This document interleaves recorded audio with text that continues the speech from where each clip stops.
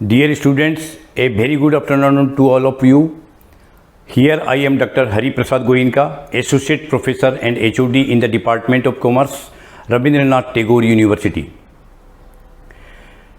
आज हम जीएसटी के ऊपर एक छोटा सा वीडियो लेकर आए हैं, जिसमें आपको जीएसटी के अंदर डबल टैक्सेशन और कैस्केडिंग इफ़ेक्ट के ऊपर एक प्रैक्टिकल एग्जाम्पल के साथ हम आपको समझाएंगे कि इसका क्या प्रभाव एक गरीब, ये एक आम परिवार के ऊपर इसका क्या प्रभाव पड़ता है। तो लीजिए, GST in India A simplified overview. GST Bharat में, इसका एक सहज अवलोकन। आज के कंटेंट्स में implication of double taxation, cascading effect of taxation और इनपुट टैक्स क्रेडिट, यह एक बहुत ही मज़ेदार चीज़ है, इनपुट टैक्स क्रेडिट, जिसकी वजह से जीएसटी आज इतना पॉपुलर है विश्व के सभी देशों में। तो आइए हम जल्द ही नेक्स्ट स्लाइड में चलते हैं। मैंने यहाँ एक ऑटोमोबाइल सेक्टर से एग्जाम्पल उठाया है, और मान लीजिए कि टाटा कंपनी जो अपनी कारें बनाती है, तो टाटा कंपनी क्या अपनी कार की सारे प्रोडक्ट्स खुद ही बनाती है? ना, कुछ प्रोडक्ट ऐसे भी हैं जो वे बाहर की कंपनी से खरीदती हैं। जैसे गियर बॉक्स, आमतौर पर हर कंपनी गियर बॉक्स मैन्युफैक्चरिंग अलग कंपनी होती है जो गियर बॉक्स ही बनाती है, उससे आमतौर पर खरीद के लाती है। वैसे ही म्यूजिक सिस्टम है, टायर है, इस तरह से बहुत सी चीज़ें हैं जो ये गाड़ी की मैन्युफैक्चरिंग कंपनियां बाहर से खरीद के लाती हैं। तो यहाँ मान लीजिए कि टाटा कंपनी अपनी एक गाड़ी, टाटा हैरियर या टाटा नेक्सॉन, कुछ भी ले लीजिए आप, जिसके टायर्स, हमने यहाँ पर एक एज्यूम्ड फिगर लिया है आपको आसान बनाने के लिए एग्जाम्पल को। हर जगह हमने 50-50 हज़ार रुपये की सामग्री खरीदी है, ऐसा मान लिया। तो टाटा कंपनी ने 50 हज़ार रुपये का टायर खरीदे, इंजन 50 हज़ार रुपये का खरीदा, गियर बॉक्स 50 हज़ार, touch screen and music system 50 हज़ार, and designing, decorating and painting extra के लिए सर्विस चार्ज हायर करके लाई बाहर से 50 हज़ार। इस तरह से कुल 2.5 लाख रुपये का खर्चा टाटा कंपनी ने दूसरी कंपनियों को दिया और उनका प्रोडक्ट खरीदा, मान लीजिए। और यहाँ देखिए कि 10% अगर मान लीजिए टैक्स रेट हो, तो हर केस में 5-5 हज़ार रुपया, 50 हज़ार पर 10% 5 हज़ार, इस तरह से 5-5 हज़ार रुपया करके टोटल 25 हज़ार रुपया टैक्स का पेमेंट किया।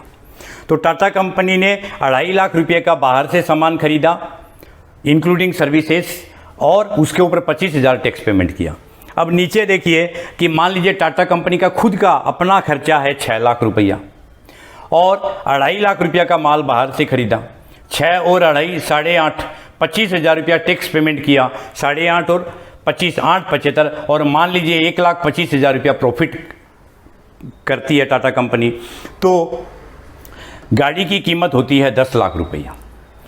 तो जब एक कंज्यूमर या एक कस्टमर 10 लाख रुपए में गाड़ी खरीदता है, तो मान लीजिए उसे 10% टैक्स देनी पड़ती है, मान लीजिए जुम, तो वापस 10 लाख पर वो 1 लाख रुपया टैक्स देगा। अब यहाँ होता क्या है, आप गौर फरमाइए यहाँ कि 10 लाख पर 10% 1 लाख रुपया कस्टमर ने टैक्स दिया, कंज्यूमर ने 1 लाख रुपया टैक्स दिया, लेकिन टाटा कंपनी 25 हज़ार रुपया सरकार को आगे ही दे चुकी है। तो आप देखिए कि 1 लाख रुपया टैक्स अलग से देना पड़ रहा है कस्टमर को, और जबकि 25 हज़ार रुपया इन 5 सामानों के ऊपर, टायर के ऊपर टैक्स पेमेंट हो चुकी है सरकार को, इंजन के ऊपर सरकार को टैक्स पेमेंट हो चुकी है, गियर बॉक्स, टच स्क्रीन, इस तरह से 2.5 लाख रुपया के सामान पर 10% 25 हज़ार रुपया टैक्स पेमेंट हो चुकी है। लेकिन यहाँ दोबारा टैक्स लग रही है कस्टमर को, फिर 10 लाख रुपया के ऊपर 1 लाख रुपया टैक्स दे रहा है। इसका मतलब यहाँ 25 हज़ार रुपया के ऊपर एक बार टैक्स देने के बावजूद फिर 25 हज़ार रुपया यहाँ पर इंक्लूड है, और इस पर दोबारा टैक्स लग रही है 2.5 लाख रुपया के सामान पे। ये हो गया डबल टैक्सेशन। और फिर आ गया कैस्केडिंग इफेक्ट। अब आप देखिए कि 25 हज़ार रुपया टैक्स है, तो 25 हज़ार रुपया इस 10 लाख में इंक्लूड है, तो 10 लाख में 25,000 रुपया इंक्लूड होने का मतलब ये होता है कि जे आप इन 10 लाख रुपया के ऊपर टैक्स देते हैं, यानी इस 25,000 पर दोबारा टैक्स देते हैं, यानी टैक्स के ऊपर भी आप दोबारा टैक्स दे रहे हैं। यानी 10 लाख कॉस्ट, सामान की कीमत के ऊपर आप टैक्स चुकाते हैं, वो तो ठीक है, उसमें डबल हो रहा है वो अलग बात है, लेकिन यहाँ टैक्स के ऊपर भी दोबारा टैक्स 2,500 रुपया, 25,000 पर 10% कितना, 2,500 रुपया यहाँ कस्टमर की पॉकेट से ज़्यादा जा रहा है अलग से। तो 25,000 रुपया डबल टैक्सेशन की वजह से ज़्यादा जा रहा है और 2,500 रुपये कैस्केडिंग इफेक्ट की वजह से, टैक्स के ऊपर टैक्स की वजह से 2,500 रुपया ज़्यादा जा रहा है।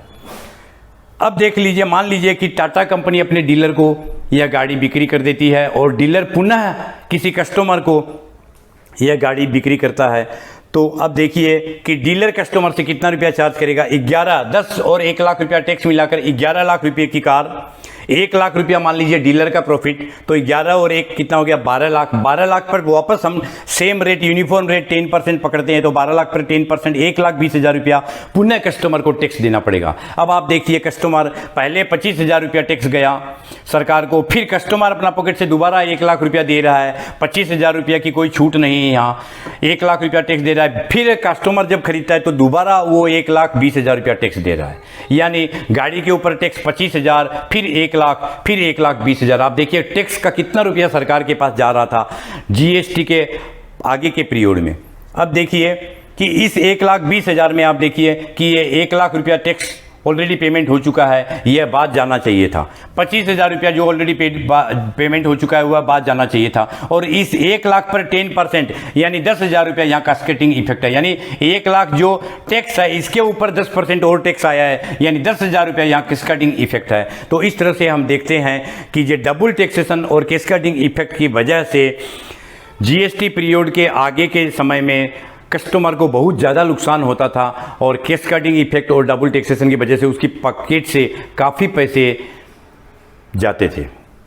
नेक्स्ट स्लाइड में देखिए आप, इस स्लाइड में मैंने एक छोटा सा एग्जाम्पल लिया है। एक आम परिवार, एक गरीब परिवार जिसकी आमदनी बहुत कम है, वो अपना खर्चा, उसका खर्चा मान लीजिए कि 5,000 रुपया खर्चा है, जिसमें फूडिंग, खाना पीने में 1,000 रुपया, क्लोथिंग का 1,000 रुपया, फैमिली केयर के लिए 1,000 रुपया, ट्रांसपोर्ट का 1,000 रुपया, इंटरटेनमेंट का 1,000 रुपया खर्चा, टोटल खर्चा 5,000 है मान लीजिए। और जीएसटी के आगे, बिफोर जीएसटी मान लीजिए एक एज्यूम्ड रेट पकड़ी हूँ मैं, 12.5, 13.5, 15.5 इस तरह की रेटें होती थी आगे। मैंने एक एज्यूम रेट इस तरह से पकड़ ली है अप्रोक्सीमेटली, और इस तरह से ये 12% 1,000 पर 120, 15% 1,000 पर 150, इस तरह से ये खर्चा आप देखिएगा स्लाइड में। टोटल टैक्स आ रही है 950 रुपया, यानी 5,000 रुपये की सामान अगर कोई खरीदती है गरीब परिवार तो उसका पॉकेट से 950 रुपया टैक्स का जाता है, जो कि 5,000 पर 950 यानी 19% टैक्स वो पेमेंट करती है वो फैमिली। अब मान लीजिए कि जीएसटी आने के बाद में जीएसटी की रेट 0%, 5%, 12%, 18% एंड 28% हो गई है, लेकिन 28% कुछ ही सामग्री के ऊपर है, तो मैंने उसका आधा, 28 का आधा 14% एवरेज रेट ले लिया मान लीजिए। तो 14% के हिसाब से आपका 1,000 14% 140, 1,000 14% 140, in all these cases it comes to 140 के हिसाब से आपको 700 आती है टोटल खर्चा। तो अब मान लीजिए कि ये जीएसटी के पहले वो परिवार 950 रुपया टैक्स पेमेंट करता था, इनडायरेक्ट टैक्स, और जीएसटी के बाद वही परिवार 700 रुपया टैक्स पेमेंट करता है, यानी जो कि 14% होता है, यानी 5% का मुनाफा हुआ है एक गरीब परिवार को जीएसटी आने के बाद। लेकिन अब एक और समझने की बात है यहाँ, जो विशेष ध्यान देने योग्य बात है कि यहाँ पर मैंने इसके आगे वाले वीडियो में मैंने डबल टैक्सेशन और कैस्केडिंग इफेक्ट का जो जिक्र किया था, यहाँ मैंने डबल टैक्सेशन और कैस्केडिंग इफेक्ट नहीं पकड़ा है। अगर डबल टैक्सेशन और कैस्केडिंग इफेक्ट पकड़ा जाए तो ये रेट लगभग डबल हो जाती है, और यहाँ 19 की जगह 38 भी हो सकता है।